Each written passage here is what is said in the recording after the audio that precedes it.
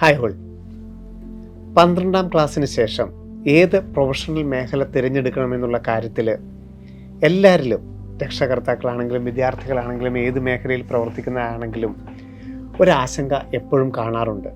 ഒരു പക്ഷേ 10ാം ക്ലാസ് പഠിച്ചു കഴിഞ്ഞപ്പോൾ 11ലും 12ലുമൊക്കെ ചില സ്ട്രീമുകൾ തിരഞ്ഞെടുത്തപ്പോഴൊക്കെ വന്ന ഒരു അജ്ഞതയായിരിക്കാം, അല്ലെങ്കിൽ ഒരു ശ്രദ്ധിക്കാതെ പോയ ചില ഘടകങ്ങളൊക്കെ ആയിരിക്കാം ഈ ഒരു ആശങ്കയ്ക്ക് അടിസ്ഥാനമായിട്ടുണ്ടാവുക. ഇന്ന് എൻ്റെ കൂടെ ഉള്ളത് ജോബി സെബാസ്റ്റ്യൻ സാറാണ്. സാറെ സ്വാഗതം. നമ്മുടെ ധാരാളം വിദ്യാർത്ഥികൾ വിദേശങ്ങളിലും സ്വദേശത്തുമായിട്ടും ഒക്കെ 10ാം ക്ലാസ് കഴിഞ്ഞിട്ട് 11ാം ക്ലാസ്സിലോട്ട് കയറാൻ പോകുന്നു.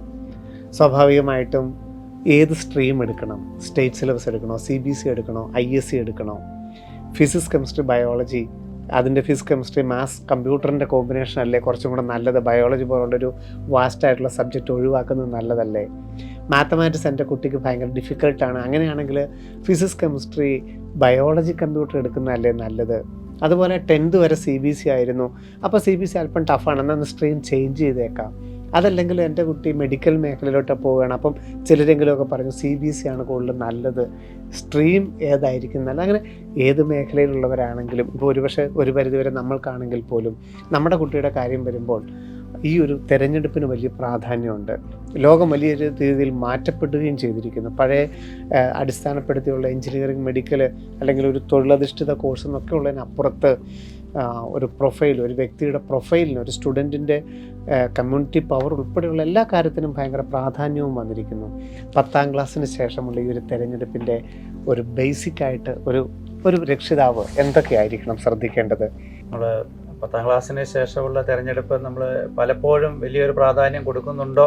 തീർച്ചയായും 12ാം ക്ലാസ്സിന് ശേഷമാണ് 12ാം ക്ലാസ്സിന് ശേഷമാണ് നമ്മൾ ഒരു പർട്ടിക്കുലർ പ്രൊഫഷനിലേക്ക് പോകാനുള്ളൊരു ഡിസിഷൻ വരുന്നത്. പക്ഷേ നമുക്ക് അതുകൊണ്ട് തന്നെ 10ാം ക്ലാസ്സിന് ശേഷം അത്യാവശ്യം മാർക്കുള്ള കുട്ടികൾ പല കാര്യങ്ങളൊക്കെ ഉണ്ട്. ഒന്ന് പ്രസ്റ്റീജ്, സയൻസിനൊരു അങ്ങനെ ഒരു പറച്ചിലുണ്ട് പൊതുവെ.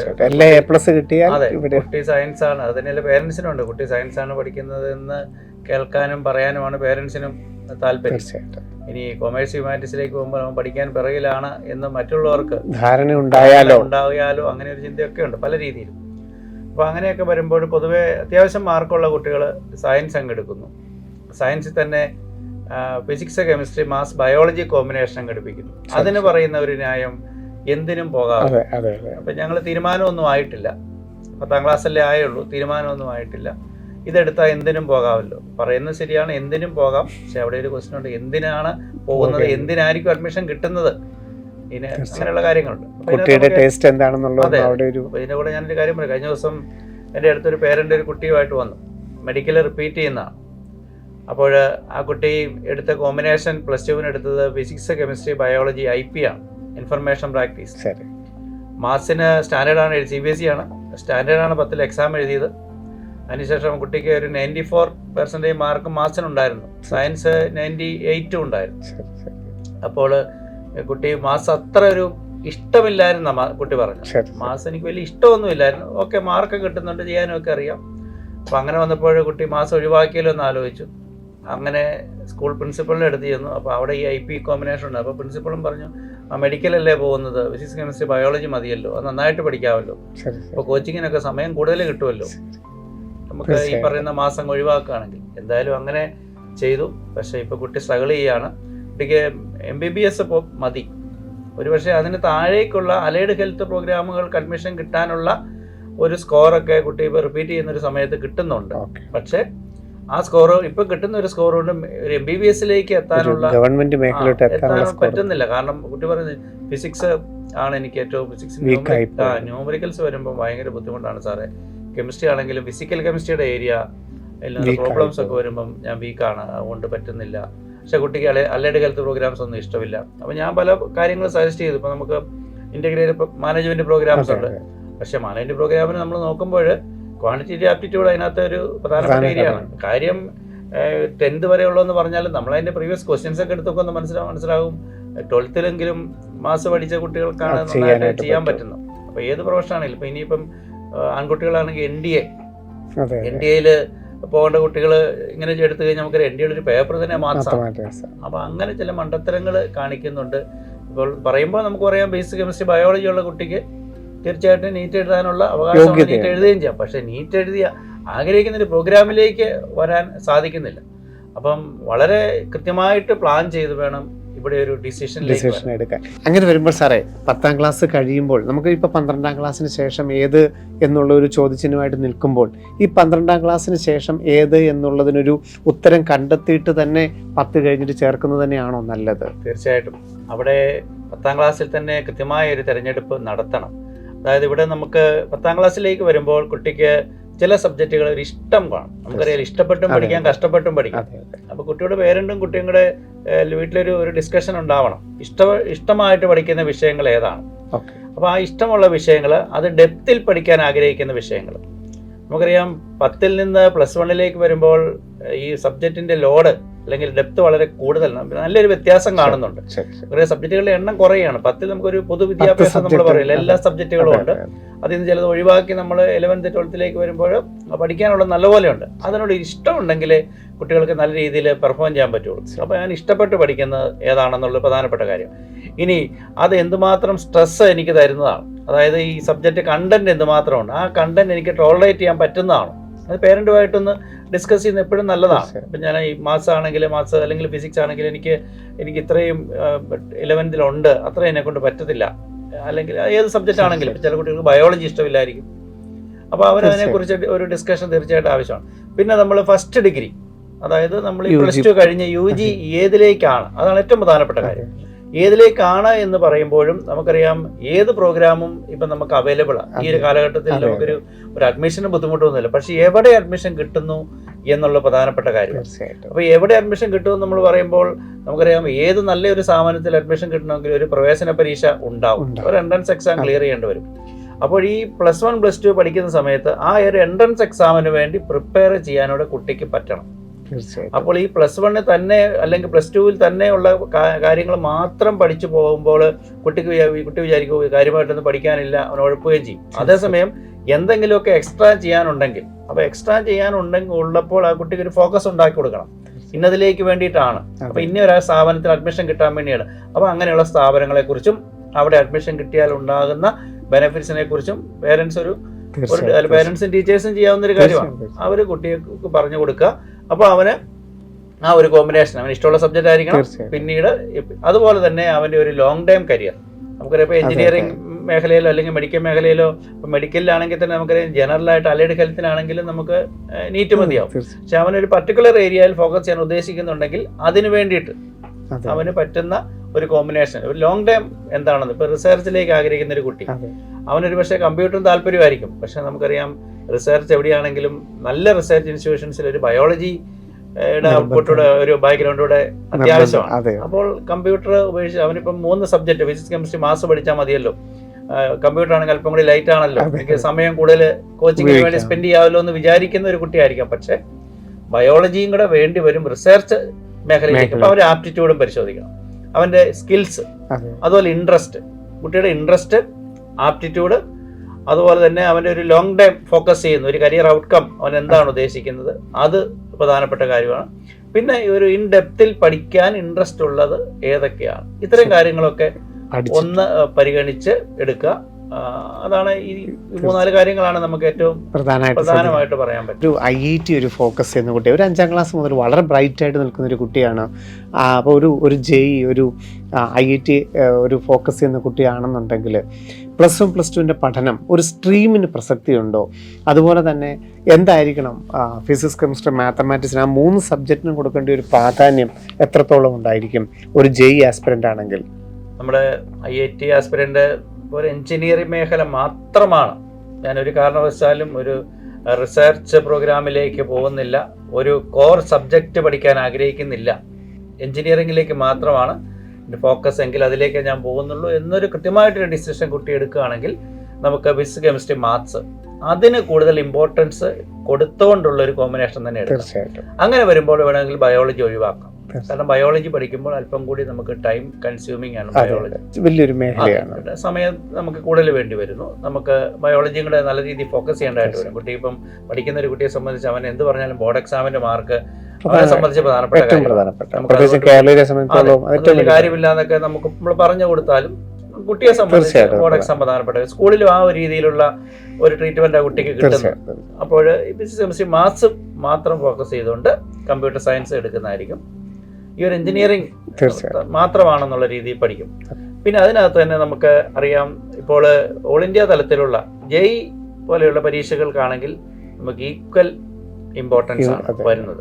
ഈക്വൽ ഇമ്പോർട്ടൻസ് വരുമ്പോഴും പലപ്പോഴും നമുക്കറിയാം മാത്സിന്റെ ക്വസ്റ്റ്യൻസ് ലെങ്തി ആണ്, താനും അതിന് ടൈം കൺസ്യൂമിംഗ് ഒക്കെ ആയതുകൊണ്ട് പലപ്പോഴും സ്കോർ ചെയ്യാൻ പറ്റുന്ന ഫിസിക്സും കെമിസ്ട്രിയുമാണ്. മാർക്ക് ഒരുപോലെ ആണെങ്കിൽ നമുക്ക് ക്വസ്റ്റ്യൻ ആ ഒരു ടൈമിൽ ആൻസർ ചെയ്യാൻ പറ്റും.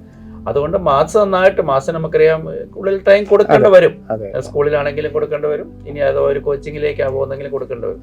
അപ്പൊ മാത്സിന് ടൈം കൊടുക്കുന്നതോടൊപ്പം ഇത് രണ്ടും അല്പം പോലും പിറകിലേക്ക് ആക്കല്.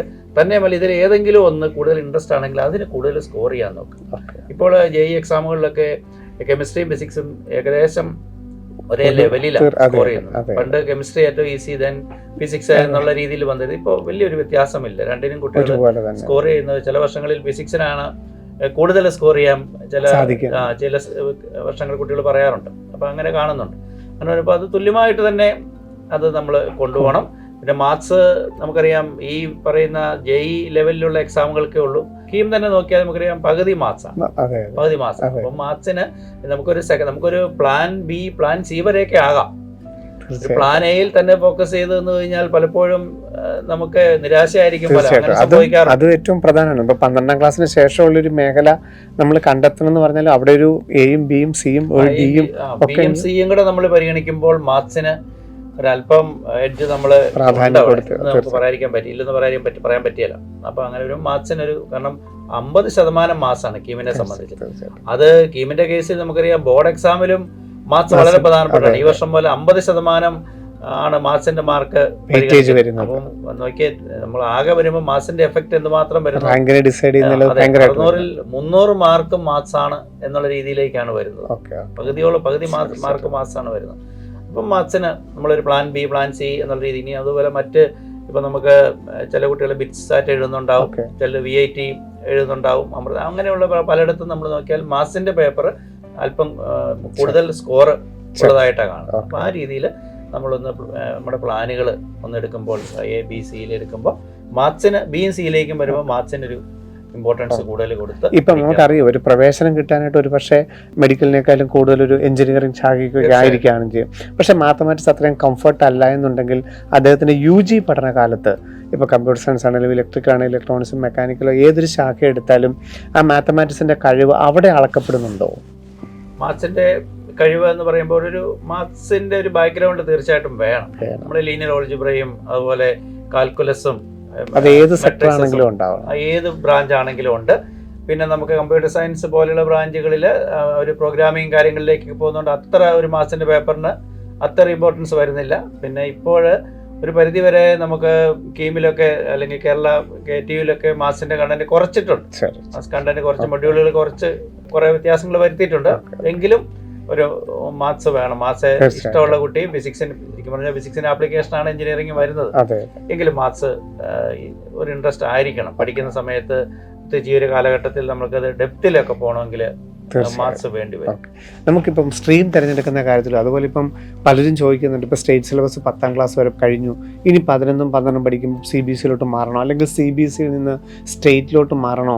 അതുപോലെ തന്നെ ICC പഠിക്കുന്ന വിദ്യാർത്ഥികൾക്കറിയാം അവർ വളരെ ഡെപ്ത് കൂടുതലാണ് പഠിച്ചു വന്നത്. അപ്പം എൻട്രൻസിനെ ഇനി ISC മാറുമ്പോൾ അത് എൻട്രൻസിന് അഗെയിൻസ്റ്റ് ആകുമോ, NCERT അഡീഷണൽ ആയിട്ട് പഠിക്കേണ്ടി വരുമോ എന്നൊക്കെ ചോദിക്കുന്നുണ്ട്. ഇവിടെ ഒരു വിദ്യാർത്ഥിയുടെ കഴിവിനെ ആ സ്ട്രീം എന്ന് പറയുന്നത് അളക്കപ്പെടുന്നുണ്ടോ? ഇപ്പോൾ സ്റ്റേറ്റ് സിലബസ് നമുക്കറിയാം ഏറ്റവും കൂടുതൽ കണ്ടന്റ് ഉള്ളത് +1 +2 സ്റ്റേറ്റ് സിലബസ് ആണ്. പക്ഷേ അതിൻ്റെ വാല്യുവേഷൻ കുറച്ചും കൂടി ലിബറൽ ആയതുകൊണ്ട് മാർക്ക് കിട്ടാൻ കൂടുതൽ സാധ്യതയുണ്ട്. CBSE ISC മറ്റൊരു തലത്തിലാണ്. ഈ 3 സ്ട്രീമുകളെ നമുക്കൊരിക്കലും ഒന്നും നല്ലതാണ് മോശമാണെന്നൊന്നും നമുക്ക് പറയാനാവില്ലെങ്കിലും അതിൻ്റെ വെളിയിൽ നിന്നുകൊണ്ട് എങ്ങനെയാണ് ഈ സ്ട്രീം ചേഞ്ച് വിദ്യാർത്ഥികളും രക്ഷിതാക്കളും ശ്രദ്ധിക്കേണ്ടതായിട്ടുണ്ടോ? ഇപ്പോൾ ഒരു കോമ്പിനേഷൻ എടുത്താൽ ഫിസിക്സ്, കെമിസ്ട്രി, മാത്സ്, ബയോളജി അത് ഏറ്റവും കൂടുതൽ കുട്ടികൾ സെലക്ട് ചെയ്യുന്നത്. അപ്പോൾ നമ്മൾ അതിനകത്ത് ഇത് 4ഉം NCERTയുടെ ബുക്സ് ആണ്. CBSE ആണ് സിലബസ്, NCERT ബുക്കുകളാണ്. അത് CBSE സ്കൂളുകളാണെങ്കിലും സ്റ്റേറ്റ് സ്കൂളുകളിലാണെങ്കിലും ISC സ്കൂളുകളാണല്ലോ. ഈ 3 സ്കൂളിലും +1 +2 സയൻസ് സയൻസിൽ ഞാൻ ഈ പറയുന്ന 3 സബ്ജക്റ്റ്. അതേസമയം കമ്പ്യൂട്ടർ സയൻസ് പോലെയുള്ള സബ്ജക്റ്റുകൾക്ക് വേറെ അവർക്ക് വേറെ ബുക്കുകൾ. ഇപ്പോൾ കേരളത്തിലാണെങ്കിൽ SCERTയുടെ ബുക്കുണ്ട്. അപ്പം നമുക്കതിലേക്ക് അപ്പോൾ ഈ 3 സബ്ജക്റ്റുകളാണ്, അല്ലെങ്കിൽ 4 സബ്ജക്റ്റുകൾ ബയോളജികളെ കൂട്ടി, ഫിസിക്സ്, കെമിസ്ട്രി, മാത്സ്, ബയോളജി. ഈ 4 സബ്ജക്റ്റുകളുടെ കാര്യത്തിൽ നമുക്ക് യാതൊരു വ്യത്യാസവും ഇല്ല. സിലബസ് യഥാർത്ഥത്തിൽ വ്യത്യാസം, പ്രിസ്ക്രൈബ്ഡ് സിലബസിൽ യാതൊരു വ്യത്യാസവും ഇല്ല. പക്ഷെ നമുക്കറിയാം എക്സാം പാറ്റേണിലും നമ്മളെ ലെവൽ ഓഫ് ക്വസ്റ്റ്യൻസിലും ഒക്കെ വ്യത്യാസങ്ങൾ കാണാറുണ്ട്. കാരണം നമ്മൾ കേരളത്തിലെ സംബന്ധിച്ച് നമ്മൾ പറയുന്നത് നമ്മൾ പൊതുവിദ്യാഭ്യാസമാണ്. അപ്പോൾ കൂടുതൽ കുട്ടികൾ നമുക്ക് സ്റ്റേറ്റ് സിലബസിൽ വരുന്നു. കൂടുതൽ കുട്ടികൾ, അത്യാവശ്യം കുട്ടികൾ പാസ്സാകേണ്ടതായിട്ടുണ്ട്. അപ്പോൾ അങ്ങനെയൊക്കെ കണക്കൂട്ടി നമ്മൾ പൊതുവെ പറയാറുണ്ട് അല്പം കൂടി ലൈറ്റ് ആയിട്ടുള്ള ക്വസ്റ്റ്യൻസ് ആണ് സ്റ്റേറ്റ് സിലബസിൽ ഉണ്ടാകുന്നത്. പക്ഷേ നമ്മളിവിടെ ശ്രദ്ധിക്കേണ്ട ഒരു കാര്യം, ഞാൻ പറഞ്ഞല്ലോ, ഒരു UGയിൽ നല്ലൊരു പ്രോഗ്രാം അല്ലെങ്കിൽ നല്ലൊരു ഇൻസ്റ്റിറ്റ്യൂഷൻ ആഗ്രഹിക്കുന്ന ഒരു കുട്ടിയെ സംബന്ധിച്ച് അവന് ഇതൊന്നും പ്രധാനപ്പെട്ട കാര്യങ്ങൾ, കാരണം സെയിം സിലബസ് ആണ്. ഈ പറയുന്ന 4 സബ്ജക്റ്റിലെ NCERTയുടെ ബുക്ക് ഉപയോഗിച്ചുകൊണ്ടുള്ള CBSE സിലബസിൽ നിന്നുള്ള ക്വസ്റ്റ്യൻസ് ആണ് വരുന്നത് എൻട്രൻസ് എക്സാമിന്. അത് ഏത് ഇൻസ്റ്റിറ്റ്യൂഷൻ നടത്തിയാലും, അത് NDA നടത്തിയാലും കേരളത്തിലെ കീം നടത്തിയാലും എല്ലായിടത്തും ആ രീതിയിലാണ് ക്വസ്റ്റ്യൻസ് വരുന്നത്. അപ്പോൾ അങ്ങനെയൊന്നും ചിന്തിക്കേണ്ട കാര്യമില്ല. ഈ ഒരു ലെവലിൽ നമുക്കറിയാം അല്പം ഈസി ആയിട്ട് ഉള്ള ക്വസ്റ്റ്യൻസ് വരുമ്പോൾ ഒരുപക്ഷെ മാർക്ക് അല്പം കൂടുതൽ വരും, കൂടുതൽ കിട്ടാനൊരു സാധ്യതയുണ്ട്. പക്ഷെ അത് നമ്മൾ അങ്ങനെ നോക്കിയിട്ട് കാര്യമില്ല. നമ്മൾ അല്പം ഡെപ്തിൽ പഠിക്കുക എന്നുള്ളതാണ് അവിടെ പ്രധാനപ്പെട്ട കാര്യം. ഞാൻ ഈ പറയുന്ന രീതിയിൽ ആഗ്രഹിക്കുന്ന ഒരു കുട്ടിയെ സംബന്ധിച്ച് മാർക്കല്ല ആഗ്രഹിക്കുന്നത്, അതേസമയം അഡ്മിഷൻ, നല്ലൊരു ഇൻസ്റ്റിറ്റ്യൂട്ടിലേക്ക് അഡ്മിഷൻ ആഗ്രഹിക്കുന്ന കുട്ടി ആ രീതി പഠിക്കുക എന്നുള്ളതാണ്. അതേസമയം മറ്റു സബ്ജക്റ്റുകൾ, ഇപ്പോൾ ഇംഗ്ലീഷിന്റെ ബുക്ക് വ്യത്യാസമുണ്ട്. ബാക്കി കേരളത്തിലെ ഇപ്പോൾ കേരള സിലബസിലാണെങ്കിൽ ഒരു സെക്കൻഡ് ലാംഗ്വേജ് അഡീഷണൽ ആയിട്ട് പഠിക്കാണ്ട് 6 പേപ്പർ വരുന്നുണ്ട്. മൊത്തം CBSEയിൽ 5 ഉള്ളൂ. അങ്ങനെയുള്ള വ്യത്യാസങ്ങൾ ഈ 4 സബ്ജക്റ്റുകളുടെ കാര്യത്തിൽ യാതൊരു വ്യത്യാസവും, ബാക്കിയുള്ളതിന്റെ കാര്യത്തിൽ വ്യത്യാസങ്ങൾ പലതും ഉണ്ട്. ഓക്കെ, നമുക്കിപ്പം ഈ ഡിസ്ക്രിപ്റ്റീവിന്റെ കൂട്ടത്തിൽ തന്നെ ഒബ്ജക്റ്റീവിന്റെ ഒരു ലോജിക് ഡെവലപ്പ് ചെയ്യേണ്ടത് സാർ സംസാരബന്ധിയെ പറഞ്ഞു. കാരണം നമുക്ക് ചിലരെങ്കിലും +2 ശേഷം റിപ്പീറ്റ് ചെയ്യാനായിട്ടൊക്കെ മാറ്റി വെക്കുന്നൊക്കെയുണ്ട്. ഇനിയുള്ള കാലഘട്ടത്തിൽ അതിനൊക്കെ അപ്പുറത്ത് ഈ +1 +2 കൂട്ടത്തിൽ തന്നെ ഒരു ഒബ്ജക്റ്റീവിൻ്റെ എൻട്രൻസ് എക്സാമിന് വേണ്ടിയിട്ടുള്ള ഒരു ലോജിക് ഡെവലപ്പ് ചെയ്യേണ്ടതിൻ്റെ പ്രാധാന്യം വളരെ കൂടുതലാണ്. അപ്പോൾ ആ അടിസ്ഥാനത്തിലാണെന്നുണ്ടെങ്കിൽ ഇപ്പം മെഡിക്കൽ, എഞ്ചിനീയറിങ് അല്ലെങ്കിൽ റിസർച്ച് മേഖലകളൊക്കെ ആണെങ്കിൽ ഏതെങ്കിലും ഒരു എൻട്രൻസിൽ കൂടെ തന്നെ കടന്നു പോകാനും സാധിക്കുകയുള്ളൂ. അപ്പം ഇപ്പം 1200 1200 കിട്ടുന്ന മാർക്ക് അല്ലെങ്കിൽ CBSEയിൽ ടോപ്പായിട്ട് കിട്ടുന്ന മാർക്ക് ഒരു പക്ഷേ ഒബ്ജക്റ്റീവിൽ അത്രത്തോളം ആ കുട്ടിക്കൊരു ലോജിക് ഡെവലപ്പ് ചെയ്യാൻ പറ്റിക്കൊള്ളണമെന്നില്ല. ഈ +2 മാർക്കും ഈ ഒബ്ജക്റ്റീവിലുള്ളൊരു ലോജിക്കും ഇത് തമ്മിൽ വ്യത്യാസമുണ്ട്? യഥാർത്ഥത്തിൽ വ്യത്യാസമുണ്ട്.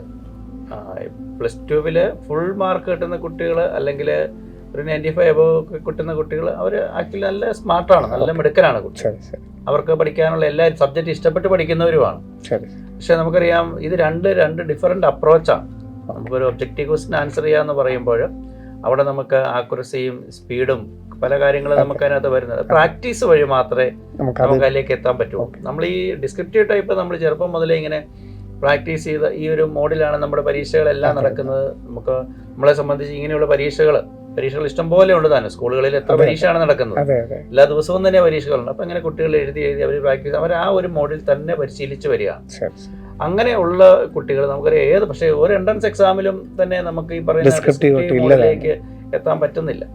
അപ്പോൾ അതുകൊണ്ട് തീർച്ചയായിട്ടും ഈ കുട്ടികൾ മിടുക്കരാണ് എന്ന് വിചാരിച്ച് നമ്മൾ ഈ ഒരു മോഡ് പ്രാക്ടീസ് ചെയ്തില്ല എങ്കിൽ നമ്മളെക്കാളും കഴിവ് കുറഞ്ഞ, നമ്മളെ അത്രയും മിടുക്കരല്ലാത്ത ആളുകളായിരിക്കും ചിലപ്പോൾ നമ്മുടെ മുന്നേ കയറിപ്പോകും.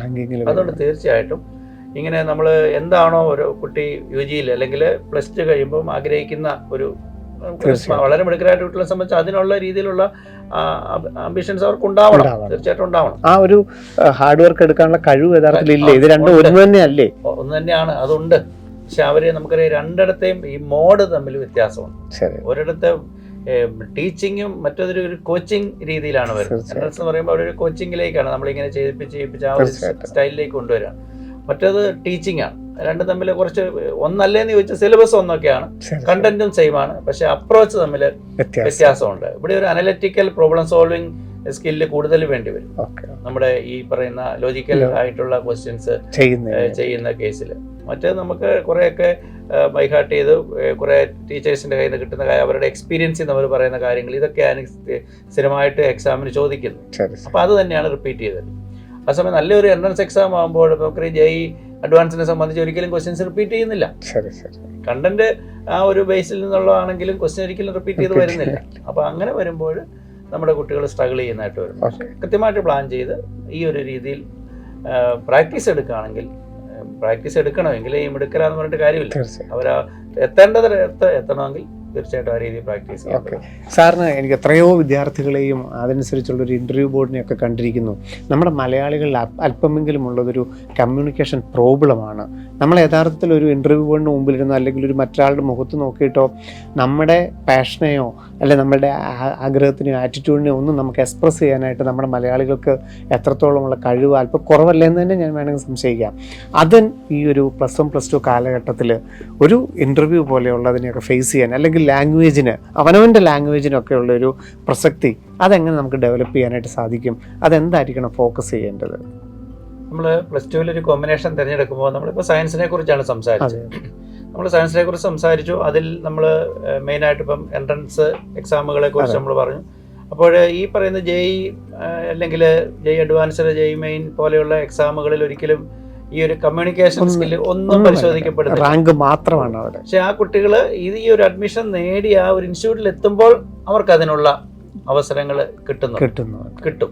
അപ്പോൾ അതിനുവേണ്ടി അവർ ഇപ്പം നിലവിൽ ഫോക്കസ് ചെയ്തുകൊണ്ടിരിക്കുക. അതേസമയം നമ്മളിപ്പോൾ IP മാറ്റും, മാനേജ്മെന്റ് സെക്ടറിലേക്ക് പോകുന്നു, ലോയിലേക്ക് പോകുന്നു. അപ്പോൾ അങ്ങനെയുള്ള മേഖലയിൽ ഇപ്പം മാനേജ്മെന്റ് നമ്മുടെ ഒരുപാട് IIMകൾ പുതുതായിട്ട് ആരംഭിച്ചു നമ്മുടെ കേരളത്തിൽ തന്നെ അഭിമാനമായിട്ട് വന്നു കഴിഞ്ഞു. അപ്പോൾ അങ്ങനെയുള്ളിടത്തേക്ക് പോകുന്ന കുട്ടികളെ സംബന്ധിച്ച് അവർ മറ്റു ചില പ്ലാനിങ് കൂടെ നടത്തും. അതായത് ഈ +2 ചേരുന്ന സമയത്ത് എടുക്കുന്ന കോമ്പിനേഷൻസിൽ പോലും മാറ്റം വരുത്താം. തീർച്ചയായിട്ടും. അതിപ്പോൾ ഒരു ഫിനാൻസ് അല്ലെങ്കിൽ ഫിനാൻസ് ബിസിനസ് ഓറിയന്റഡ് ആയിട്ട് സ്ട്രാറ്റജിക്കലായിട്ട് ചിന്തിക്കുന്ന കുട്ടികളാണെങ്കിൽ, ആ രീതിയിൽ പോകാൻ ആഗ്രഹിക്കുന്നവരാണെങ്കിൽ അവർക്ക് കോമ്പിനേഷൻ വേണേൽ മാറാം. അപ്പോൾ അതിനകത്ത് വേണമെങ്കിൽ അക്കൗണ്ടൻസിയും ബിസിനസ്സും ഇക്കണോമിക്സും മാത്സും, അവിടെ മാത്സ് പ്രധാനപ്പെട്ട കാര്യമാണ്. മാത്സ് ഇവിടെ എല്ലാം പ്രധാനപ്പെട്ട കാര്യമാണ്. കാരണം ഈ പറയുന്ന മാനേജ്മെന്റ് കോഴ്സുകളിൽ IPM വരെ അഡ്മിഷൻ കിട്ടും. ഇനി അതല്ല ഡിഗ്രി കഴിഞ്ഞിട്ട് CAT എഴുതി അങ്ങനെ പോകണമെങ്കിലും ഇത് വേണ്ടി വരുന്നുണ്ട്. അപ്പോൾ ആ ഒരു കോമ്പിനേഷൻ എടുത്തിട്ട് അവർക്കത് പ്ലാൻ ചെയ്ത് പോകാനായിട്ട് സാധിക്കും. ഇനി അതല്ല ലോ ആണ് ആഗ്രഹിക്കുന്നത്, ലോ ആഗ്രഹിക്കുന്ന കുട്ടികൾ പലപ്പോഴും ഹ്യൂമാനിറ്റീസ് എടുക്കാറുണ്ട്. ഹ്യൂമാനിറ്റീസിൽ മാത്സ് കോമ്പിനേഷൻ ഉണ്ട്. അതിലും നമുക്ക് രസകരമായൊരു കാര്യം, ഇക്കണോമിക്സ് ഡൽഹി യൂണിവേഴ്സിറ്റിയിൽ ഏതെങ്കിലും ഒരു കോളേജിൽ പഠിക്കണമെങ്കിൽ ആ കുട്ടി +2 ഇക്കണോമിക്സ് പഠിച്ചിരിക്കണമെന്ന് നിർബന്ധമില്ല. പക്ഷെ ആ കുട്ടി +2 മാത്സ് പഠിച്ചിരിക്കും. അതല്ല, ഇക്കണോമിക്സ് +2 പഠിക്കണം എന്നൊരു യാതൊരു നിർബന്ധം പറയുന്നില്ല, വേണ്ട. പക്ഷെ മാത്സ് പഠിച്ചിരിക്കണം. അത് തന്നെ നമ്മൾ ശ്രദ്ധിക്കേണ്ട ഒരു കാര്യം, ഈ വർഷത്തെ സിവിൽ സർവീസിന്റെ റിസൾട്ട് നോക്കിയാൽ ആദ്യത്തെ 10ൽ 4 പേര് DUവിൽ നിന്നാണ്, ഡൽഹി യൂണിവേഴ്സിറ്റി. അപ്പോൾ അങ്ങനെയുള്ള ആ ഒരു രീതിയിൽ പ്ലാൻ ചെയ്യുന്ന കുട്ടികൾ, പ്ലാൻ A ആയിട്ട് സിവിൽ സർവീസ് ഒക്കെ വെച്ചിരിക്കുന്ന കുട്ടികളുണ്ട്. അപ്പൊ അവരൊന്നും ഈ പറയുന്ന രീതിയിൽ സയൻസിനോട് തന്നെ നോക്കണമെന്നില്ല, പക്ഷേ മാത്സ് ഉണ്ടായിരിക്കണം. അങ്ങനെ വരുമ്പോൾ ഒരുപക്ഷെ അവർക്ക് ഈ പ്ലാൻ A സെറ്റ് ചെയ്യുമ്പോൾ പ്ലാൻ Bക്ക് വേണ്ടി സയൻസ് സ്ട്രീം എടുത്തോണ്ട് ഒരു എഞ്ചിനീയറിങ്ങോ ഒരു മെഡിക്കലോ അല്ലെങ്കിൽ ഒരു സയൻസ് സബ്ജക്റ്റോ അതിനൊന്നും ഒരു കുഴപ്പമില്ല. അപ്പൊ അങ്ങനെയൊക്കെ കുട്ടികൾ പ്ലാൻ ചെയ്യാറുണ്ട്. അപ്പോൾ ഈ പറഞ്ഞ നമ്മുടെ ആദ്യം പറഞ്ഞ രീതി അല്ലാതെ, ഇപ്പോൾ JEE അഡ്വാൻസ്ഡ്, JEE മെയിൻ അല്ലാതെ അവിടെയാണ് കൂടുതൽ കുട്ടികൾ അക്കാഡമിക് ആയിട്ട് ഫോക്കസ് ചെയ്യേണ്ടത്. അല്ലാതെ വരുന്ന കുട്ടികൾ സ്കൂളിൽ എനിക്ക് എന്തൊക്കെ പ്രോഗ്രാമുകളിൽ എനിക്ക് പങ്കെടുക്കാൻ നേരത്തെ തന്നെ പ്ലാൻ ചെയ്യണം. അപ്പോൾ അങ്ങനെയുള്ള സ്കൂളുകൾ കണ്ടെത്തണം. എന്തൊക്കെ പ്രോഗ്രാമുകളുണ്ട്, കമ്മ്യൂണിക്കേഷൻ സ്കിൽസ് ഡെവലപ്പ് ചെയ്യാൻ വേണ്ടി, സോഫ്റ്റ് സ്കിൽസ് ഡെവലപ്പ് ചെയ്യാൻ വേണ്ടിയിട്ട് എന്തൊക്കെയുണ്ട്.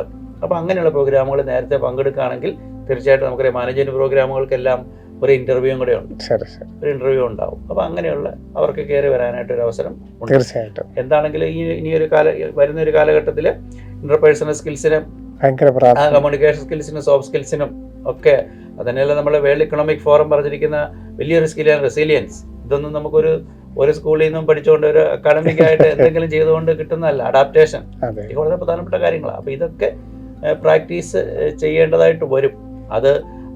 അത് പറ്റുന്ന എല്ലാ കുട്ടികളും, അത് JEE ഫോക്കസ് ചെയ്യുന്ന കുട്ടികളാണെങ്കിലും അവർക്ക് സ്കൂളിൽ അങ്ങനെ ഒരു അവസരം ഉണ്ടെങ്കിൽ അവരത് ഉപയോഗിക്കുന്നതാണ് എപ്പോഴും നല്ലത് എന്ന് നമുക്ക് പറയാൻ പറ്റും. കാരണം ഒരു അക്കാഡമിക് വിങ്ങിൽ മാത്രം കാര്യങ്ങൾ നോക്കിക്കണ്ടിട്ട് കാര്യമില്ല. കാരണം കമ്പനികളെല്ലാം അവരുടെ AI എല്ലാം ഏറ്റെടുക്കുന്ന ഒരു കാലഘട്ടത്തിൽ മറ്റു പല സ്കിൽസുകളുമാണ് പരിശോധിക്കപ്പെടുന്നത്. തീർച്ചയായിട്ടും. അതുകൊണ്ട് ഇതെല്ലാം ശ്രദ്ധിക്കണം. ഇപ്പം ഈ സാറിന് ഹയർ സെക്കൻഡറി വിദ്യാഭ്യാസം ഏറ്റവും അടുത്തറിയാവുന്നൊരു വ്യക്തി ആയതുകൊണ്ട് ഈ AI വരുന്നതോടുകൂടി അത് ഈ +1+2 പഠനത്തെ ഏതെങ്കിലും തരത്തിൽ ബാധിക്കുന്നുണ്ടോ? അതിനെക്കുറിച്ച് ഫോക്കസ് ചെയ്യേണ്ടതായിട്ടുണ്ടോ? ലോകത്തിൻ്റെ ഈ ഒരു വലിയ മാറ്റം അതിനനുസരിച്ച് +1+2 കാലഘട്ടം എന്താണെങ്കിലും ഇവിടെ ഒരു മാറ്റമൊന്നും ഇപ്പോൾ ഉൾക്കൊണ്ടിട്ടില്ല. പക്ഷെ അതിലെന്താണ് അവരൊന്ന് അറിഞ്ഞിരിക്കേണ്ടത്? +1 +2 പഠിക്കുന്ന കുട്ടികൾ, നമ്മളെ കുട്ടികളെ സംബന്ധിച്ച് അവർ ഈ പറയുന്ന ടെക്നോളജി കൂടുതൽ ഉപയോഗിക്കുന്ന എൻ്റർടൈൻമെൻറ്റിന് വേണ്ടിയാണ്. തീർച്ചയായിട്ടും. അതിൽ നിന്ന് എൻ്റർടൈൻമെൻറ്റ് എന്നുള്ള ഒരു കാര്യത്തിൽ നിന്ന് മാറ്റി അക്കാഡമിക്കായിട്ടും അവനവൻ്റെ ഗ്രോത്തിന് വേണ്ടി ഉപയോഗിക്കുകയാണെങ്കിൽ ഇത്രയും വലിയൊരു സാധ്യത ഇല്ല എന്ന് തന്നെ നമുക്ക് പറയാം. ശരി. കാരണം ഒരു കുട്ടി അവന് പഠിക്കാനുള്ള ഏത് കാര്യങ്ങളും നമുക്ക് എയോട് ചോദിച്ചു കഴിഞ്ഞാൽ, അല്ലെങ്കിൽ ഏത് സിലബസിലെ കാര്യങ്ങളോ കണ്ടന്റ് ഏതാണെങ്കിലും അതിൻ്റെ പല രീതിയിലുള്ള കാര്യങ്ങൾ ഏത് ഡൗട്ടും ചോദിച്ച് നമുക്ക് ക്ലിയർ ചെയ്യാൻ പറ്റും. തന്നെയുമല്ല, ഏതെങ്കിലും ഒരു ഇൻസ്റ്റിറ്റ്യൂഷനെ കുറിച്ച്, ഏതെങ്കിലും ഒരു പ്രോഗ്രാമിനെ കുറിച്ച്, ഇപ്പോൾ ഒരു പ്രോഗ്രാം കുട്ടി പഠിക്കാൻ ആഗ്രഹിക്കുന്നു, ഒരു പ്രോഗ്രാം ആഗ്രഹിക്കുമ്പോൾ അത് അടുത്ത 5 വർഷം കഴിയുമ്പോൾ ആ പ്രോഗ്രാമിൻ്റെ അവസ്ഥ എന്തായിരിക്കും, അതുവഴി കിട്ടാവുന്ന ജോബുകൾ എന്തായിരിക്കും, ജോബ് റോളുകൾ എന്തായിരിക്കും, ഏതൊക്കെ കമ്പനികളാണ് ഈ പ്രോഗ്രാം പഠിച്ച ആളുകളെ റിക്രൂട്ട് ചെയ്യുന്നത്, അതിനകത്ത് സസ്റ്റെയിൻ ചെയ്യാൻ സാധ്യതയുള്ള ജോബ് റോൾസ് എന്തായിരിക്കും, അല്ലെങ്കിൽ ഏത് റേഞ്ചിലുള്ള സാലറി ആയിരിക്കും ഈ ഒരു കോഴ്സ് കഴിഞ്ഞ് വരുന്ന ഈ ഒരു റോളിലേക്ക് വരുന്ന ആൾക്ക് കിട്ടാവുന്നത്. ഇങ്ങനെയുള്ള എല്ലാ കാര്യങ്ങളും നമ്മുടെ ChatGPT, ജെമിനിയും ബാർഡിലൊക്കെ ബിങ്ങിലൊക്കെ നമ്മൾ ചോദിച്ചു കഴിഞ്ഞാൽ നമുക്ക് അവൈലബിൾ ആണ്. അപ്പം നമുക്ക് ഈ കഴിഞ്ഞ മാസമാണ് നമുക്ക് നമ്മുടെ ഡൽഹി വെച്ച് നടന്ന AI സമ്മിറ്റ് നടന്നു. അപ്പം നമ്മളും ഇന്ത്യയെ സംബന്ധിച്ച് നമ്മൾ AI മേഖലയിലേക്ക് നല്ല രീതിയിൽ ഇനി മുന്നോട്ട് വരും. നമ്മൾ കാര്യമായ LLMകളൊന്നും ഇത്രയും നാളും നമുക്കില്ലായിരുന്നു. അപ്പോൾ നമ്മൾ പുതിയ സർവം LLMകളായിട്ട് നമ്മൾ വരികയാണ്. അപ്പം നമ്മൾ ഇനി ഒരു രീതിയിൽ ഇപ്പം നമുക്ക് ലോകത്തിൽ ഇപ്പോൾ സമാധാനമായിട്ട് ജീവിക്കാൻ പറ്റുന്ന ഒരു രാജ്യമായിട്ട് ഇന്ത്യ മാറിക്കഴിഞ്ഞിരിക്കുക. നമ്മൾ സസ്റ്റൈനബിലിറ്റിയുടെ കാര്യത്തിൽ മറ്റു രാജ്യങ്ങൾ നമ്മളെ ശ്രദ്ധിക്കുന്നുണ്ട് കാര്യമായിട്ട്. അപ്പോൾ അങ്ങനെയൊക്കെ വരുന്നതുകൊണ്ട് AI മേഖലയിൽ വലിയ ഒരു നിക്ഷേപം, ഇപ്പോൾ നമ്മൾ സെമി കണ്ടക്ടർ ഇൻഡസ്ട്രി വലിയ നിക്ഷേപങ്ങൾ കൊടുത്ത് അത് AI സെക്ടറിലൂടെ വരുന്നുണ്ട്. നമ്മുടെ AI എഞ്ചിനീയേഴ്സ്, നമ്മൾ വളരെ സ്മാർട്ടായിട്ടുള്ള എഞ്ചിനീയേഴ്സ് തന്നെയാണ്. നമുക്കറിയാം US നമ്മൾ വർക്ക് ചെയ്യുന്ന എഞ്ചിനീയേഴ്സ്, LLMകൾ നമുക്കില്ലെങ്കിലും സോഫ്റ്റ്വെയർ സെക്ടറിലും AI മേഖലയിലും വർക്ക് ചെയ്യുന്ന എഞ്ചിനീയേഴ്സ് കൂടുതൽ ഇന്ത്യക്കാരാണ്. അപ്പോൾ അതുകൊണ്ട് AI നല്ല രീതിയിൽ യൂസ് ചെയ്ത് പഠിക്കുക എന്നുള്ളതാണ്. ഓക്കെ. അതിന് വേണ്ടിയിട്ട് +1 +2 കാലഘട്ടത്തിൽ ആ വിദ്യാർത്ഥി എന്തെങ്കിലും ഒരു സബ്ജക്റ്റിനെയോ ഒരു സ്ട്രീമിനെയോ എന്തെങ്കിലും പ്രത്യേകം ഫോക്കസ് ചെയ്യേണ്ടതായിട്ടുണ്ടോ, അതോ ഏത് മേഖലയാണെങ്കിലും അതിൽ AI അഡാപ്റ്റ് ചെയ്യാനായിട്ട് ഏത് മേഖലയാണെങ്കിലും അതിൽ AI അഡാപ്റ്റ് ചെയ്യുക എന്നുള്ളതാണ്. പക്ഷെ ഇവിടെ ഇപ്പം നമ്മളൊരു അസൈൻമെന്റ് കിട്ടുമ്പോൾ അത് AI കൊണ്ട് എഴുതി കഴിഞ്ഞാൽ നെഗറ്റീവ്, നമുക്കത് നമ്മുടെ ആ കണ്ടന്റ് നമ്മളത് ശ്രദ്ധിക്കാതെ പോവാം. അപ്പോൾ നമുക്കറിയാവുന്ന കാര്യങ്ങളിൽ നമുക്ക് എക്സ്ട്രാ ആയിട്ട് ഒരു അഡീഷണൽ അല്ലെങ്കിൽ ഒരു അഡ്വാൻസ്ഡ് ആയിട്ടുള്ള കാര്യങ്ങൾ അറിയാൻ വേണ്ടി ഇപ്പോൾ AI ഉപയോഗിക്കാന്നുള്ളതാണ്. പിന്നീട് നമ്മൾ AI ടൂൾസ് നമ്മൾ ഏത് മേഖലയിലാണോ ചെല്ലുന്നത് അവിടെ ഏറ്റവും അഡ്വാൻസ്ഡ് ആയിട്ടുള്ള AI ടൂൾസ് നമ്മുടെ ജോബ് ഏറ്റവും ഈസി ആക്കാനും ഏറ്റവും പ്രോഫിറ്റബിൾ ആക്കാനും ഏറ്റവും ടൈം ഏറ്റവും കുറച്ച് കൺസ്യൂം ചെയ്യുന്ന രീതിയിൽ ആക്കാനും ഒക്കെ ആയിട്ട് നമ്മൾ അന്നേരം ഉപയോഗിക്കാൻ തുടങ്ങും. ഇപ്പം നമുക്ക് കണ്ടന്റ് പ്രധാനപ്പെട്ട കാര്യമാണ്. കാരണം നമ്മളൊരു പ്രോഗ്രാമിലേക്കൊന്നും എത്തിയിട്ടില്ല. ബെസ്റ്റ് പ്രോഗ്രാം, ബെസ്റ്റ് ഇൻസ്റ്റിറ്റ്യൂഷനിലേക്ക് എത്താൻ നമുക്ക് സബ്ജക്റ്റും കണ്ടന്റും ഒക്കെ വളരെ പ്രധാനപ്പെട്ട കാര്യമാണ്. അതിന് കുറവ് വരാത്ത രീതിയിൽ അതിന്റെ അഡ്വാൻസ്ഡ് മേഖലയിലേക്ക് പോകാൻ നമുക്ക് ഉപയോഗിക്കും. ഈ +1 +2 കാലയളവിലുള്ള ഏറ്റവും വലിയൊരു നെഗറ്റീവ് അത് തന്നെയാണ്. കാരണം ഇവരുടെ പ്രോബ്ലം സോൾവിങ്ങും ഇവർ ഏത് ആൻസർ കിട്ടാനായിട്ടും ഇവർ AI ഉപയോഗിക്കുമ്പം ഇവരുടെ ഈ കൺസെപ്റ്റിലുള്ള അല്ലെങ്കിൽ തിയറിയിലുള്ള ആ ഒരു ഡെപ്ത് വളരെ വളരെ കുറഞ്ഞു പോവുകയും ചെയ്യും. അതിനൊരിക്കലും നമ്മൾ ഇടം കൊടുക്കുകയും ചെയ്യരുത്. കാരണം ഷോർട്ട് കട്ടുകളൊന്നും ഒരിക്കലും ജീവിതത്തിൽ വലിയ വലിയ ആൾക്കാരെ സൃഷ്ടിച്ചിട്ടായിട്ട് നമ്മൾ കേട്ടിട്ടില്ല. പകരം നന്നായിട്ട് ഹാർഡ് വർക്ക് ചെയ്യാനുണ്ട്. +1 +2 എന്ന് പറഞ്ഞാൽ അത് ഏത് സ്ട്രീം ആണെങ്കിലും നന്നായിട്ട് വർക്ക് ചെയ്യാനുണ്ട് അല്ലേ? 10th പഠിച്ചതിനേക്കാളും ഒരു വലിയ മാറ്റം പഠിക്കുന്ന കാര്യത്തിലുണ്ട്. +1 +2 പഠന കാലയളവ് ഇപ്പം സാറ് കുട്ടികളെ സ്ഥിരമായിട്ട് കണ്ടുകൊണ്ടിരിക്കുകയാണ്. എത്രത്തോളം എഫക്റ്റീവായിട്ട് ചെയ്യേണ്ട ഒരു കാലഘട്ടമാണ് +1 +2 കാലഘട്ടം. ഇനി എൻ്റെ ലോങ് ടൈം കരിയർ നോക്കുമ്പോൾ +1 +2 കാലഘട്ടത്തെ ആ പഠനത്തിന് എത്രത്തോളം പ്രാധാന്യമുണ്ട്? നമ്മൾ ഹൈസ്കൂളിൽ ഒക്കെ സബ്ജക്റ്റുകൾ അത്യാവശ്യം പഠിക്കുന്നുണ്ടെങ്കിലും അതൊരു സബ്ജക്റ്റായിട്ട് ഒരു ഫുൾ സ്ട്രെച്ച് നമുക്ക് കിട്ടുന്നത് +1 +2 വരുമ്പോഴാണ്.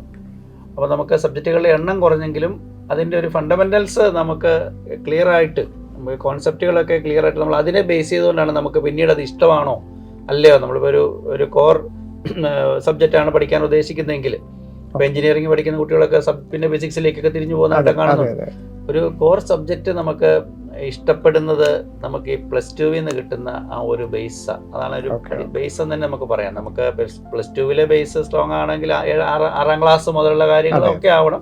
എങ്കിൽ +2 കാര്യമായിട്ട് നമ്മൾ പഠിക്കുന്നത്. പ്രത്യേകിച്ച് ഒരു കോമ്പറ്റേറ്റീവ് എക്സാമിന് വേണ്ടിയിട്ട് പ്രിപ്പയർ ചെയ്യുന്നതുകൊണ്ട് അല്പം നല്ല രീതിയിൽ തന്നെ ഇത് പഠിക്കാം. അപ്പോൾ അങ്ങനെ വരുമ്പോൾ നമ്മൾ സ്കൂളിലെ പഠനവും ഒരു കോമ്പറ്റേറ്റീവ് എക്സാം അത് എന്തും ആയിക്കോട്ടെ, അത് മെഡിസിൻ എഞ്ചിനീയറിംഗ് വേണമെന്ന് തന്നെ ഇല്ല, ഏത് കോമ്പറ്റേറ്റീവ് എക്സാം ആയിക്കോട്ടെ, ഏത് രീതിയിലേക്ക് മാറുന്ന കുട്ടി ആയിക്കോട്ടെ, അവന് കൃത്യമായിട്ടൊരു പ്ലാനിങ് ഉണ്ടെങ്കിൽ അവന് പഠിക്കാനുണ്ട്. നന്നായിട്ട് വർക്ക് ചെയ്യണം. കാരണം എല്ലാ ദിവസവും സ്കൂളിലെ കാര്യങ്ങളും അതോടൊപ്പം തന്നെ ഈ മത്സര പരീക്ഷയ്ക്ക് വേണ്ടി ഉള്ള കാര്യങ്ങൾ. ഇപ്പം എൻട്രൻസ് എന്ന് പറയുമ്പോൾ നമുക്കറിയാം മെഡിസിൻ, എഞ്ചിനീയർ അതൊരു വശത്ത് നിൽക്കുന്നു. ഇനി മാനേജ്മെന്റിലേക്കാണെങ്കിലും അതും എൻട്രൻസ് ആണ്, ലോയിലേക്കാണെങ്കിൽ അതിലും എൻട്രൻസ് ആണ്. അപ്പോൾ എന്ത് എൻട്രൻസ് ആയിക്കോട്ടെ അതിനുവേണ്ടി പ്രിപ്പയർ ചെയ്യണം എന്നാ പറയാം. പ്രിപ്പയർ ചെയ്യുന്ന ഒരു കുട്ടിയെ സംബന്ധിച്ച് നല്ല രീതിയിൽ ടൈം സ്പെൻഡ് ചെയ്യാനുണ്ട്. അതോടൊപ്പം തന്നെ സ്കൂളിലെ ആക്ടിവിറ്റീസിൽ പറ്റുന്ന പോലെ പങ്കെടുക്കുകയും ചെയ്യുന്നതാണ് വരും കാലത്ത് ഏറ്റവും നല്ലത് എന്ന് നമുക്കറിയാം. ഒരു 10% കുട്ടികൾക്ക് മാത്രമേ നമ്മൾ പറഞ്ഞ പോലെ തന്നെ 12-ന് ശേഷം ഏത് മേഖല എന്നൊക്കെ ഉള്ളത് തിരിച്ചറിയാനായിട്ട് സാധിക്കുകയുള്ളൂ. ഒരു 60 മുതൽ 90% +2-ന് ശേഷം തന്നെ ആയിരിക്കും ഇപ്പോഴും തിരഞ്ഞെടുപ്പ്. ഈ ഒരു +1 +2 പഠന കാലയളവിൽ അവനവൻ്റെ പാഷൻ അല്ലെ എത്രത്തോളം ഇൻവോൾവ് ചെയ്യാമെന്ന് തിരിച്ചറിയാനായിട്ട് സാധിക്കുമോ? എന്തായിരിക്കണം ഞാൻ എന്നുള്ളത് തിരിച്ചറിയാൻ പറ്റുന്നൊരു മേഖല കൂടിയാണോ +1 +2 പഠനം? മേഖല കൃത്യമായിട്ട് തിരിച്ചറിയാൻ പറ്റിയില്ലെങ്കിലും അവനവൻ്റെ ഇൻട്രസ്റ്റ് എനിക്ക് താല്പര്യമില്ല എന്നെങ്കിലും പറയാൻ കുട്ടിയൊക്കെ ഉണ്ടാവും. താല്പര്യം ഉള്ളത് എന്താണെന്ന് പറയാൻ സാധിച്ചില്ലെങ്കിലും എനിക്കത് ഇഷ്ടമില്ല എന്ന് പറയാൻ കുട്ടിയൊക്കെ ഉണ്ടാവും. അപ്പം അങ്ങനെ കുട്ടികൾ പറയുമ്പോൾ പേരൻസ് അത് ശ്രദ്ധിക്കുകയും ടീച്ചേഴ്സുമായിട്ട് അല്ലെങ്കിൽ കുട്ടിയുടെ കാര്യങ്ങളുമായി ബന്ധപ്പെട്ട് സ്കൂളിലുണ്ടാവും. അപ്പം ടീച്ചേഴ്സുമായിട്ട് ഇതിനെക്കുറിച്ച് സംസാരിക്കുകയും ചെയ്യണം. ടീച്ചർ അവൻ ഈ സബ്ജക്റ്റ് ഇഷ്ടമില്ല എന്ന് പറയുന്നു, അല്ലെങ്കിൽ വേറൊരു സബ്ജക്റ്റ് ഇഷ്ടമാണെന്ന് പറയുന്നത് എങ്ങനെയുണ്ടാവും, പറയുന്ന രീതിയിലൊരു ഇഷ്ടം അവനോടുണ്ട്, അവൻ ഈ സബ്ജക്റ്റ് പിന്നോട്ട് പഠിച്ചു കഴിഞ്ഞാൽ അല്ലെങ്കിൽ ഇത് ഫോക്കസ് ചെയ്തുകൊണ്ടുള്ള ഒരു പ്രോഗ്രാമിന് പോയി കഴിഞ്ഞാൽ എങ്ങനെയാണ്. അപ്പം അങ്ങനെ ഒരു ഡിസ്കഷൻ ഉണ്ടാവണം കുട്ടിക്ക് തുറന്ന് പറയാനുള്ള ഒരു അവസരം കൊടുക്കണം. അവന് ഇഷ്ടമാണ്. ഇപ്പം ചിലർക്ക് മാത്സ് ഇഷ്ടപ്പെട്ടില്ല, ചിലപ്പം പേരന്റ് എഞ്ചിനീയർ ആയിരിക്കാം, അല്ലെങ്കിൽ പേരന്റ് ഡോക്ടർ ആയിരിക്കാം, അവന് ബയോളജി ഇഷ്ടമില്ല. ഇപ്പൊ കണ്ട ഒരു സർവേയില് ഡോക്ടേഴ്സിന് കുട്ടികളെ MBBS വിടാൻ താല്പര്യമില്ലെന്നായിരിക്കുകയാണ്. അങ്ങനെയാണ് ഇപ്പൊ കാണുന്നത്. അപ്പോൾ അങ്ങനെ ഞാനിങ്ങനെയായിട്ട് എന്താ കുട്ടി അവന് താല്പര്യം, അങ്ങനെയൊന്നും ഒരിക്കലും ചിന്തിക്കാൻ പാടില്ല. കുട്ടി അവർക്ക് അവരുടേതായ കാര്യങ്ങൾ പറയാനുള്ള അവസരം കൊടുക്കുക, അതിനനുസരിച്ച് പ്ലാൻ ചെയ്യുക. എന്നിട്ട് നമ്മൾ ഈ പറഞ്ഞ പോലെ സാർ നേരത്തെ പറഞ്ഞ പോലെ യൂസ് ചെയ്യുക. അതിനൊക്കെ നമ്മൾ ഈ സബ്ജക്റ്റുകളൊക്കെ ഇഷ്ടമാണ്, അതനുസരിച്ചുള്ള പ്രോഗ്രാമുകൾ ഏതൊക്കെയാണ്, എവിടെയൊക്കെ പഠിക്കാം, എങ്ങോട്ടൊക്കെ പോകാം, ഇതൊക്കെ നമുക്ക് നോക്കാൻ കൃത്യമായിട്ടുള്ള പ്രോംപ്റ്റ് കൊടുത്തു കഴിഞ്ഞാൽ നമുക്ക് കറക്റ്റ് പ്രോംപ്റ്റിങ്ങിനകത്താണ് കാര്യം ഇരിക്കുന്നത്. നമുക്ക് ഉത്തരങ്ങൾ കൃത്യമായിട്ട് കിട്ടും. അതും പിന്നെ നമ്മുടെ പേരൻസും ടീച്ചേഴ്സും ആയിട്ടും പിന്നെ ഇതിനകത്ത് അറിവുള്ള ആളുകൾ, എല്ലാവരോടും ചോദിക്കുക എന്നുള്ളതല്ല. പിന്നെ കുട്ടികളൊരു കുഴപ്പമെന്ന് വെച്ചാൽ അവര് ഫ്രണ്ട്സ് എല്ലാം കൂടെ ഒരുമിച്ച് പോയി ഒരു തീരുമാനം അങ്ങനെ പോയിട്ട് കാര്യമില്ല. ഓരോരുത്തരും യുണീക്കാണ് എന്നുള്ള ഒരു ചിന്തയോടുകൂടി വേണം പോകാൻ ഈ ഒരു കാര്യത്തിൽ. എന്നിട്ട് അതനുസരിച്ച് ഏകദേശം ഒരു ഐഡിയ ഒക്കെ ഉണ്ടാക്കിയെടുക്കും. +2 കഴിയുമ്പോൾ തന്നെ തീരുമാനമൊക്കെ എടുക്കാൻ പറ്റും. ഒരു ആഗ്രഹം ഉണ്ടായിരിക്കണം മനസ്സിൽ, എനിക്ക് +2 കഴിയുമ്പോൾ തന്നെ ഡിസൈഡ് ചെയ്യണം എന്നൊക്കെ ഉണ്ടെങ്കിൽ തീർച്ചയായിട്ടും പറ്റും. തീർച്ചയായിട്ടും. കാരണം നമുക്ക് 10th-ന് ശേഷം ഏത് സിലബസ് എടുക്കണം, ഏത് സ്ട്രീം എടുക്കണം, ഏത് സബ്ജക്റ്റ് ആയിരിക്കണം എന്നുള്ളതിനൊക്കെ അപ്പുറത്ത് എത്രത്തോളം ഡെഡിക്കേറ്റഡ് ആയിട്ട് അതിൽ ചെയ്യാൻ സാധിക്കും, ഏത് സ്ട്രീമും ആവട്ടെ അതിനകത്ത് എത്രത്തോളം നല്ല രീതിയിൽ ചെയ്യാൻ സാധിക്കും. അതോടൊപ്പം തന്നെ എക്സ്ട്രാ ആയിട്ട് ചെയ്യേണ്ട കാര്യങ്ങളെക്കുറിച്ച് സാർ വ്യക്തമായിട്ട് പറയുന്നു. ഒബ്ജക്റ്റീവിൻ്റെ ലോജിക്ക് ഡെവലപ്പ് ചെയ്യേണ്ട കാര്യങ്ങളും ലോകം മാറുന്നതനുസരിച്ച് തൻ്റെ പാഷനെയും തൻ്റെ ആറ്റിറ്റ്യൂഡിനും തൻ്റെ ഹാർഡ് വർക്കിനും ഒക്കെ അനുസരിച്ചൊരു മേഖല കണ്ടുപിടിക്കാനും +1 +2 പഠനത്തോടൊപ്പം തന്നെ നമുക്ക് കാണണം. അങ്ങനെയെങ്കിൽ സ്കൂൾ പഠനത്തോടൊപ്പം തന്നെ നമുക്ക് ബാക്കിയുള്ള ഈ ലോകത്ത് നടക്കുന്ന മാറ്റങ്ങളെക്കുറിച്ചും ഒക്കെ ഉൾക്കൊണ്ടുകൊണ്ട് തന്നെ ആയിരിക്കണം നമ്മളുടെ പഠനവും. കാരണം ലോകം അതിനനുസരിച്ച് മാറുകയാണ്, നമുക്ക് മാറിയേ തീരൂ. അപ്പോൾ ഇവിടെ ഒരു തീരുമാനം എടുക്കേണ്ടത് നിങ്ങളാണ്. ഇവിടെ ഒരു സബ്ജക്റ്റോ നമ്മളൊരു ശരിയായൊരു ഡിസിഷൻ എടുക്കേണ്ട സമയം തന്നെയാണിത്. അതിനനുസരിച്ച് നിങ്ങൾക്ക് നിങ്ങളുടെ മക്കളെ ഏത് മേഖലയിലോട്ട് എത്തിക്കാനായിട്ടുള്ള സാധ്യത ഇന്ന് ഇന്ത്യയിൽ തന്നെ അല്ലെ UG പഠനത്തിന് പറ്റിയ ധാരാളം മേഖലകൾ നമുക്കുണ്ട്. ഇപ്പം കോമൺ യൂണിവേഴ്സിറ്റി എൻട്രൻസ് എക്സാമൊക്കെ നമ്മൾ ഇപ്പോൾ DUവിൻ്റെ കാര്യമൊക്കെ നമ്മൾ പറഞ്ഞു, ഡൽഹി യൂണിവേഴ്സിറ്റിയുടെ കാര്യമൊക്കെ പറഞ്ഞു. അവിടെയൊക്കെ എത്തിച്ചേരണമെങ്കിലൊക്കെയുള്ള ധാരാളം സാധ്യതകൾ നമുക്ക് മുമ്പിലുണ്ട്. അവയെ തിരിച്ചറിയണമെങ്കിലൊക്കെ നമുക്ക് ഈ +1 +2 കാലയളവാണ് ഏറ്റവും പ്രാധാന്യം. അത് ഒരിക്കൽ കൂടി ഓർമ്മിക്കാൻ മാത്രമാണ് ഇങ്ങനെയൊരു ശ്രമം. ഇതിൽ നമ്മളോട് സഹകരിച്ച ജോബി സാറാണ്. സാറിൻ്റെ ധാരാളം വീഡിയോകൾ നമ്മളുടെ 2 ചാനലുകളിലും കിടപ്പുണ്ട്. അതനുസരിച്ച് നീറ്റ് എക്സാമിനുള്ള സബ്ജക്റ്റ് എന്താണ്, അതിനുശേഷം ഏതൊക്കെ മേഖലകളിൽ പ്രവേശനം കിട്ടും, JEE എന്താണ്, JEE അഡ്വാൻസ്ഡ് എന്താണ്, ഐസർ എന്താണ്, ISC ബാംഗ്ലൂരിൽ എങ്ങനെ പ്രവേശനം കിട്ടും, നൈസർ എന്താണ്, ഇനി ഇതൊന്നും അല്ലെങ്കിൽ CUET എന്താണ്, ധാരാളം മേഖലകളെക്കുറിച്ചുള്ള ചർച്ചകളൊക്കെ നമ്മുടെ യൂട്യൂബ് ചാനലുകളിൽ നടപ്പുണ്ട്. അതൊക്കെ തീർച്ചയായിട്ടും പേരൻസും ഒക്കെ ഒന്ന് കണ്ട് തങ്ങളുടെ മക്കളെ ഏത് മേഖലയിലോട്ടാകണം എന്നുള്ളത്, അതിന് സയൻസ് സ്ട്രീമൊന്നും അല്ലെങ്കിൽ മറ്റു മേഖലകളും എക്കണോമിക്സിൻ്റെയും ഹ്യൂമാനിറ്റീസിൻ്റെയും ഒക്കെ മേഖലകളിലുള്ള സാധ്യതകളും ഒക്കെ കണ്ടറിഞ്ഞ് തന്നെ വേണം +1 +2 പഠനം. അതിന് ശരിയായ തീരുമാനമെടുക്കാൻ നിങ്ങൾക്ക് സാധിക്കട്ടെ എന്ന് പ്രാർത്ഥിക്കുന്നു. ഒപ്പം ജോബി സാറിന് ഞങ്ങളുടെ നന്ദിയും അറിയിക്കുന്നു. വീണ്ടും കാണാം. നന്ദി, നമസ്കാരം. Brilliant Study Center, India's #1 coaching center for NEET and JEE.